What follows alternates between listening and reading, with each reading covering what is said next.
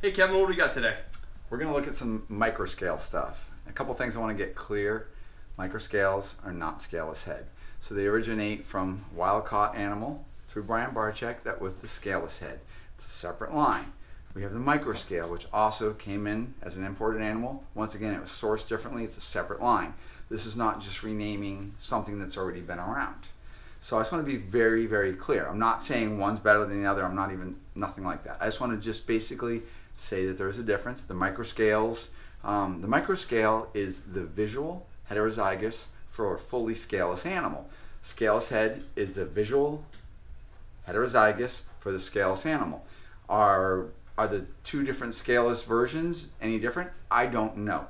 All I have in my collection are microscales. It is a project that I've been working with for years, and now we're finally getting to fruition where we're actually getting the scaleless. So let's actually look at some of my production. This is a microscale bumblebee. So there are a couple differences on the phenotype, which is the visual interpretation of these genes on this. This is a pastel spider microscale. So you'll notice on some of the microscales, they have a reduction of heat pits, or sometimes altogether no heat pits. The scalation is pebbled. You can also please refer to some of my other videos. Don't worry about that. I'm scared. No, she's just doing what ball pythons do. They want to protect their head because the head's the most vulnerable part of the snake.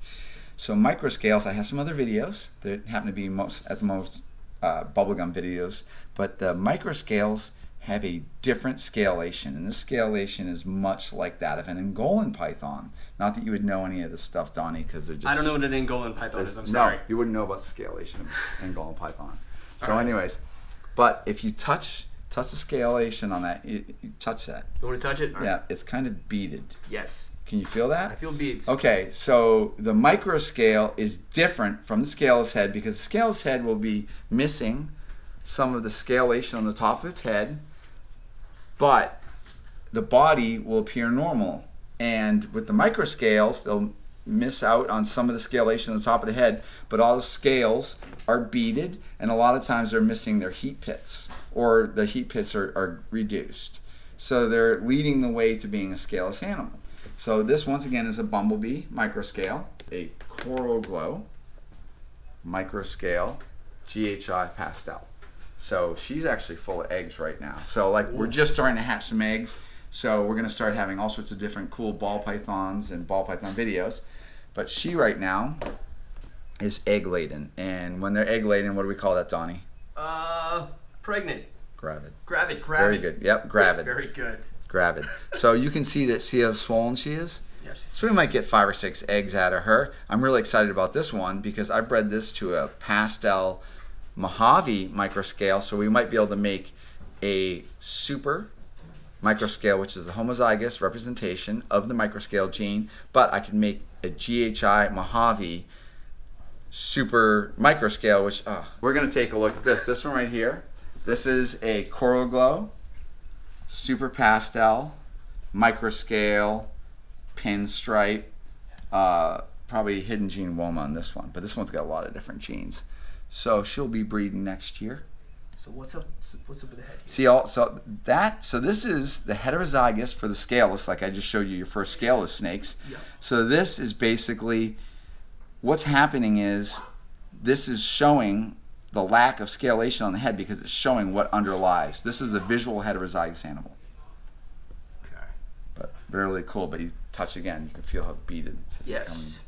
See how beaded, if I gave you a normal ball python, you'd be like, wow. I'm learning. Okay, so let's take a look at some baby ball pythons. I'm learning a lot about the super microscale, so basically there's only been 2 super microscales made this far.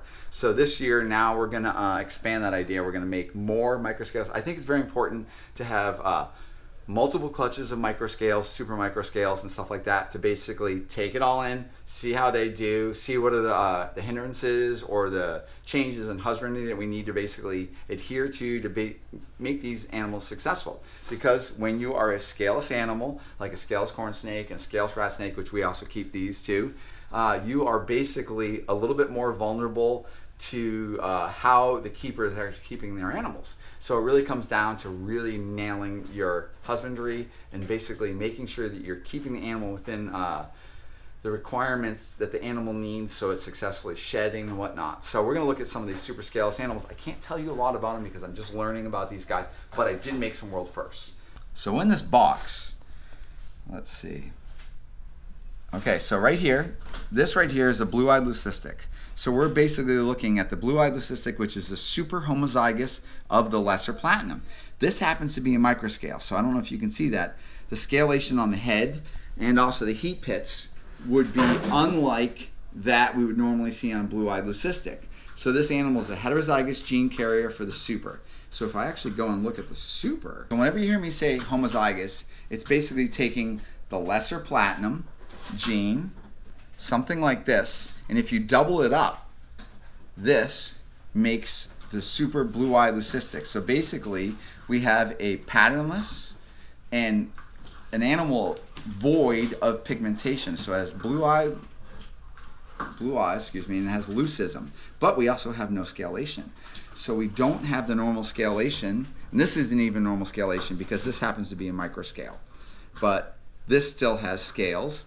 This animal doesn't. It's like an earthworm. It Kinda, really does. It's really interesting. It's really crazy. So a couple things I did realize is that these guys do actually have egg teeth. So when they are hatching, they got a little egg tooth on the tip of their nose, so they can actually slice out of the egg. Are you concerned they weren't gonna have an egg tooth? I'm concerned about everything because my experience is very limited. Okay. So I'm trying to learn about, just basically the pros and cons of these, and I'm excited. I'm a snake breeder, so we really want to get things that look a certain way, something that appeals to us, and basically, but you still want to breed animals that have the abilities to function and stuff like that. Kevin, what are you concerned could happen with these new snakes you just got? I'm going to look at them too much. That's one Yeah. thing. But anyway, so one of the things that could do, if I took a normal ball python and I put it on some kind of material, which is a desiccant. So basically, desiccant, Donny? It means it dries it out. Very good. I love it. So We're smart. learning something. Okay, so if I took this and let's say I put it on woody pet or some kind of compressed wood pellet, it's going to wick all the moisture from the animal. So this guy has scalation. So this is probably a little bit more in line to have defense against dehydration than a super microscale scaleless snake, because it doesn't have the scalation to kind of protect it. So its external wrapper has been diminished. Couple things. So I think this is going to shed just like everything else. So what I would do is I like to keep baby ball pythons a lot of times on paper. Paper's really good. It's super clean. You don't have a lot of biomaterial, and so you just want to keep them clean, warm, dry, with an ample water source, and you let them go through the first sheds. So then the first meal and something like that would probably be a rat pup or rat pinky. So to this point, nothing's really gonna be different. At least that's what I'm anticipating. Okay. We'll do updates on this so let you know how these guys are going, and I'll be probably a video coming up soon. Do you want to see a couple more? Yeah, let's see all these. Wow, that's adorable. Okay, so this is What is this? possibly, I think this is a lesser pastel super microscale. And once again, these are new, so I might change my opinion a little bit exactly what everything is. These are from multiple clutches. And this is a super pastel microscale. This is a really good example of what I'm shooting for. So what I'm shooting for is these clear lines. It literally looks like you painted that animal. It is just so vibrant. There's no stippling, and I'm really excited about that. One thing that is going to be coming hopefully very soon would be the bumblebee super microscale. I have a bunch of different stuff and coral glow microscales and all that. So we're going to be hopefully making all that stuff as long as I don't completely whiff on my odds. And there's some microscales in here. So this is a microscale. So you see how it's missing some of the scalation on the top of the head? Yes.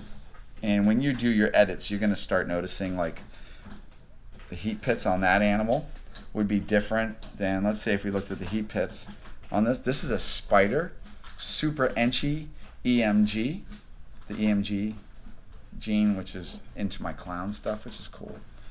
But if you take a look at that, you'll probably notice that the heat pits on this guy are a little different than the heat pits on this guy. And take a look at this guy. The heat pits right there. All right, for everybody that's been waiting for ball pythons, it's coming. So we're going to be hatching out a lot of stuff. So if we're going to have some really weird, new, twisted nerd stuff that we can show off.